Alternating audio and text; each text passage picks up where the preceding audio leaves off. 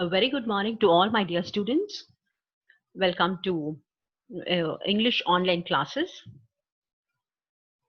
Today's session actually will be the last module in your bridge course, and today's topic is going to be prepositions.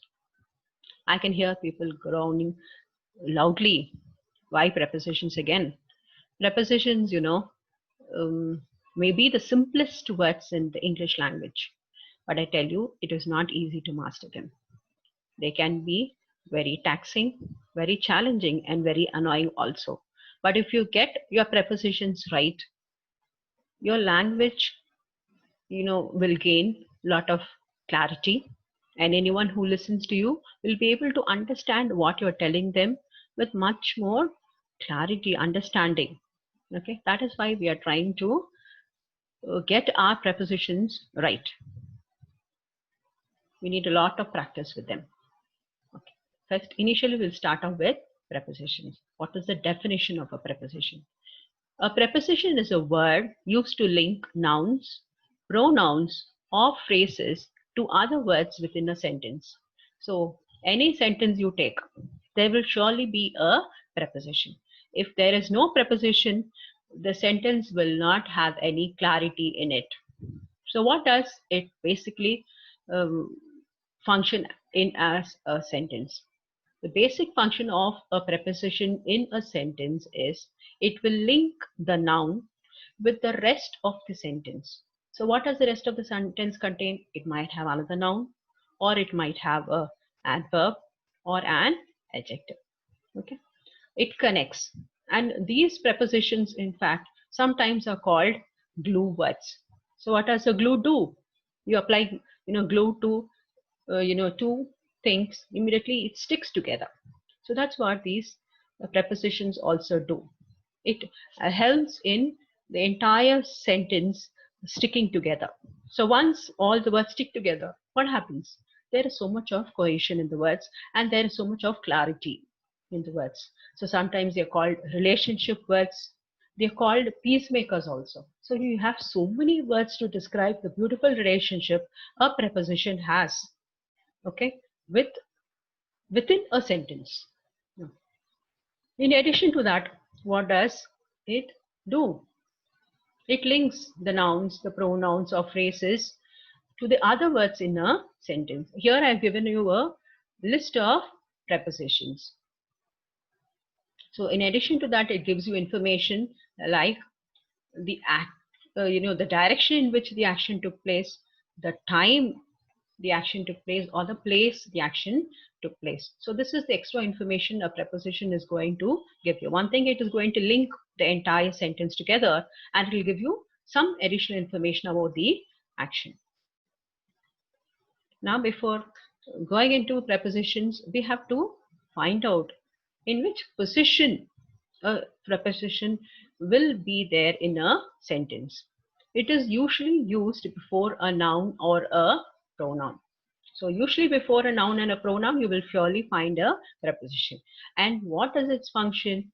It shows the place or the time or the direction in which an action has taken place. So before we go into the lesson, we will look at a few features of prepositions. What are they? They're basically short words. Okay, like example, in, on, of, for, about, under, below, beneath, into, onto. So there are so many prepositions in English language, and the beauty of it is there are very short words. Sometimes you have compound prepositions also. They are not very lengthy words as such. They are a closed class of words. So this is another advantage, because they have already thought of all the possibilities, of words that could be added to the language. So now it has been closed. They have decided, okay, we cannot going to add any more new words because we have exhausted the situations. So now, so this in fact is an advantage for us. We have only 150. If you are familiar and you have mastered the usage of these words, then well and good. You don't have to worry about anything else. Third point is they do not have any other form. So this is another jackpot. So certain nouns have so many forms, right? Like boy, boys, girl, girls. Sometimes it's not regular, it is irregular. So all that headache is not there when you are learning preposition, and it does not have a possessive form also. Its meaning changes, but here is another problem. A problem with a capital T. Its meaning changes with the context. So every time you come across a preposition, the meaning of that preposition will change. So sometimes it becomes difficult. Sometimes the same word will be used as a preposition of place or a preposition of time. So it's very confusing for people like us, people who are non-native speakers of the English language. We have learned English probably as a second or a third language. So it becomes very challenging for us, to master this uh, class of words called the prepositions. They can function as a noun, adjective, and adverb. So now you actually try to remember all the prepositions. And the moment you look at a sentence, you identify, okay, this is a preposition. But you read it twice or thrice, and you suddenly realize that it is not a preposition at all. In fact, it is doing the work of a noun or an adjective or an adverb. So again, there is a problem. You just cannot master it. It needs a lot of study. So how do you remember these prepositions? There's a very simple and a very funny way. Imagine a bunny. Bunny is like a rabbit. Imagine where and all it can jump. It can jump up, it can jump down, it can jump somewhere near you, it can jump somewhere outside, it can jump in so many places, right? So all these words, it can jump across, it can jump through. So when you put all these words together, what happens? They are in fact the prepositions. So these prepositions perform so many functions, and they, based on the function of a preposition, they can be classified into eight, or probably it has, there are more categories. I have taken only eight into consideration for today's class, like time, place, direction, agency, instrument, reason, connection, and origin. So many prepositions are there in the English language. So but we are going to focus only on three. Why? Because these are prepositions, some of the prepositions which we keep using over and over again. No matter what you read, what you write, what you speak, a preposition will suddenly pop up from somewhere. So we are going to focus only on three in this present module. So depending upon when the action took place, it will be classified as preposition of time. Depending upon where the action took place, you will classify it as a preposition of place. Depending on which direction the action took place, it will become a preposition of direction. In which direction the action took place. These are the three major pronouns that we have been, coming very often. We come across. Okay, first one will be preposition of time. So what does a preposition of time tell you? It tells you at what time the action took place. So the time can refer to the date, the specific date, or the specific day. Date actually refers to probably on or in on probably at 6 o'clock on Monday, or it can actually refer to the actual time or the date on the calendar, on the 17th of May, on the 18th of August, day of the week, on Friday, on Saturday, or the actual time, probably at 6 o'clock, at 7 o'clock. So all these words which we have come across actually refer to the preposition of time. Look at this particular picture. It's so very self-explanatory. I don't have to tell you or explain anything about it. You look at it, then you realize that the usage of these prepositions: at, on, and in. These are the major prepositions of time. And this, in fact, is my favorite. Look at at. At actually refers to the precise moment. So it has a smaller circle. And look at the second circle. It's slightly bigger than at. So it refers to time also, but here it refers to probably a much larger time frame, and in refers to broad spectrum of time. So in is used to refer to seasons, years, months, centuries, decades, and weeks. So you say in summer, in 1974, in September. Centuries, you can say in probably the 19th century. Decades, in the 80s, or weeks, in the first week, in the second week. On, days.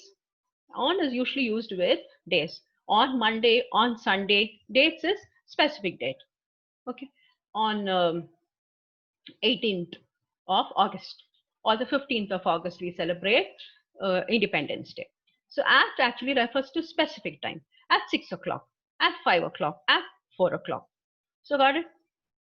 So as the circle actually becomes bigger, the time frame actually increases. So this actually, there's the second variety or the second type of pronoun. Actually, it is called the preposition of place. So what does it do? It tells you where certain things are located. Look at the picture. So colorful. At the same time, it it's so self-explanatory. I don't have to tell you anything. It tells you where those things are. So in relationship with the box, you can actually find out where things are. What is the position of these balls? The third category of prepositions is the preposition of direction. So what does it show? It shows the movement from one place to the other. See, on, onto, towards, to. I'm going to Bangalore. I'm going towards Chennai. So he walked through the forest from one end to the other. He's walking away from the college. Where does he stay? He stays beside the lake. Below, under, beneath. So it's over and above. See, so many prepositions in one picture. Simple work of a genius. This is another very colorful picture which I found on the net. It uses all sorts of animals and peoples to explain, and show the movement of animals.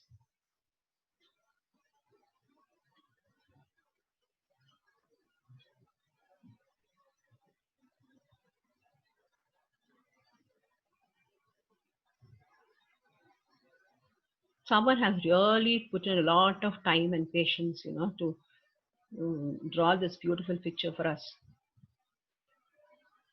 And now we are going to consider as to why these prepositions, are so confusing. We will take two examples, two sentences as example. Look at the first sentence. The girls decided to assemble at Basham Circle. Meet me at 6 o'clock in the evening. In both the sentences, you will have the common preposition at. But the word is used in a different context in both the places. In the first sentence, the girl decided to assemble at Basham Circle. So here, at refers to a place. So all the girls decided, okay, we're all going to meet together at one particular point. From there, probably we'll move on, we'll go somewhere else. The second sentence, meet me at 6 o'clock in the evening. At 6 o'clock refers to a specific time. The problem in both the sentences is the same word, but the meaning changes. Why does it change? Because of the context. So it becomes a little confusing. Here we are looking at another reason. We have taken the example of the word over. The word over, in fact, has different meaning in different sentences. We have taken up only 3 sentences. So look at the first one. The clouds move over the sky. So what is happening in the first sentence? The word over actually refers to the movement of the clouds. Over 1,000 people attended the meeting. And the second one, over actually refers to the number of things, or the number of people here, in fact. Put a hand over your mouth when you cough. This sentence probably we will not use for a few days or probably a few months. Why? Because all of us are going to wear masks when you walk around. So here, what is the word over doing? The word over is performing the function of the word covering. You're covering your mouth. So the fourth one, sometimes the word over is used as a prefix also. So you add the word over as a prefix to words like wait, estimate, and write. So what happens in everything, in all the three words which I have taken as an example, it means excess. Overweight means someone is very obese beyond the standard weight. So you talked about a person being overweight. Overestimate, so this is what I expected. Okay, but certain that person in fact has overestimated, probably has too much of expectations from a person, or probably has to expected a price more for a commodity. The third one is override. Override is someone has given you instructions, but you are not listening to them. You are trying to do what you want, so you are overriding their instructions. Okay, this is the third reason as to why prepositions can be slightly confusing. See, both the sentences, let's hang the painting over the fireplace. Let's hang the painting above the fireplace. In both both the sentences seem to be similar, and they have to, and they're performing almost the same function. They have the same meaning also, and you might wonder, okay, whether I'm going to use over or above, which will fix the context properly. The answer is both are correct. You can use certain prepositions interchangeably and still the meaning remains the same. The next one also. Can you put the blanket over my legs? Means you're asking someone to cover up your legs with the help of a blanket. So in both the sentences, the prepositions are right. See, this is the beauty of language. Sometimes a word will have more than one meaning. And just because you use one word instead of the other is not going to affect the meaning of the sentence. Sometimes certain words add a lot more beauty to it. The purpose of language, as I tell you, is for communication. I have certain ideas in my mind, I have certain thoughts in my mind, I want to express it to the other person. And even if I use probably a few wrong words, wrong prepositions in it, but the person who's listening is able to understand what I'm trying to tell him, I tell you, the purpose of language is met. You have achieved that purpose. So you can go wrong with prepositions, but for the time being, it is all right. But in the long run, keep practicing it. When learn the usage and keep practicing it, you will surely gain mastery over it. I've given you a short exercise. Now, just look at the pictures. I'll give you a couple of minutes so that you can look at it.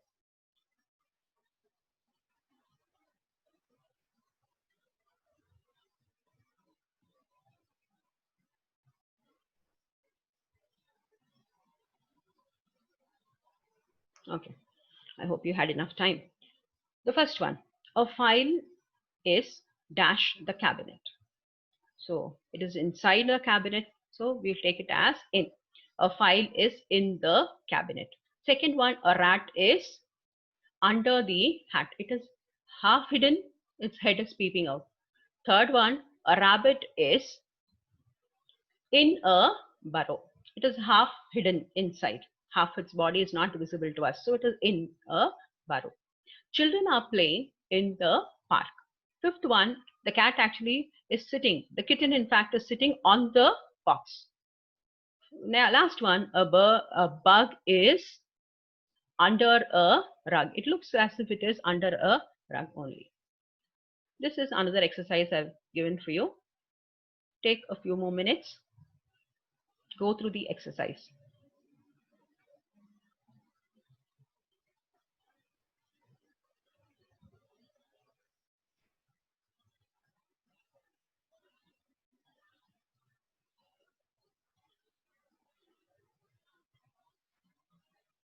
I think you had enough time. These are the answers. I hope all of you have got it right. If you got 10 out of 10, just pat your back. It means you have done a very good job. If you haven't got all right, no problem at all. There's still time to learn English. With this, we come to the end of the module. Thank you so much for joining me in today's class. Have a good day.